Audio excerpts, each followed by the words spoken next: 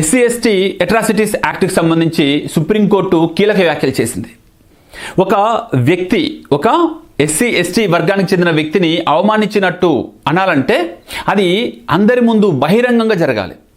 బహిరంగంగా ఉద్దేశపూర్వకంగా బెదిరించడం కానీ కులం పేరుతో తిట్టడం కానీ జరగాలి అని చెప్పేసి సుప్రీంకోర్టు చెప్తోంది. అంటే దీని ఉద్దేశం ఏంటి? బహిరంగంగా జరగకపోతే ఒక రూమ్లో ఒక గదిలో ఒకరి నుండి ఒకరికి ఇద్దరి మధ్య సంభాషణలో ఎటువంటి తిట్లు తిట్టినా అది నేరం కిందికి రాదు అన్నమాట అని ఈ వ్యాఖ్యల ద్వారా మనకు అర్థం చేసుకోవచ్చు.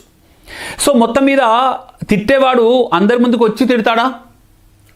కులం పేరుతో దూషించేవాడు అందరి ముందుకు వచ్చి అతను ఎవిడెన్స్ చూయించుకొని తిడతాడా? కాబట్టి ఈ నేర నిరూపణ అనేది చేయడం అనేది ఈ ఎస్సీ ఎస్టీ వర్గాలకు ఇప్పుడు మరింత కష్టమయ్యే పరిస్థితి ఉంది. మరోవైపు నిజానికి ఈ అవమానం అంటే ఏంటి? 4 గోడల మధ్యలో తిట్టొచ్చా కులం పేరుతోటి? అంటే దానికి ఎటువంటి శిక్ష లేదన్నమాటే కదా. ఈ అవమానానికి మనము ఎటువంటి నిర్వచనం ఇస్తున్నాం? కాబట్టి ఈ నేపథ్యంలో మనము మరొక అంశాన్ని ఆలోచించవచ్చు. ఎస్సీ ఎస్టీ అట్రాసిటీస్ యాక్ట్ క్రమంగా తన యొక్క పదును కోల్పోతుందా? అది నీరు గారిపోతుందా?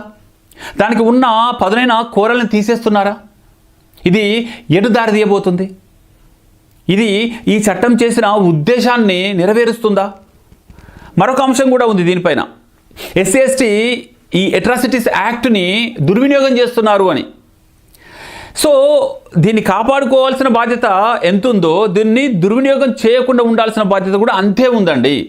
దాన్ని ఎస్సీ ఎస్టీ వర్గాలు కూడా గుర్తించాలి. లేదంటే చివరికి ఈ చట్టం యొక్క ముఖ్య ఉద్దేశాన్ని కూడా తొలగించే ప్రయత్నం చేయవచ్చు.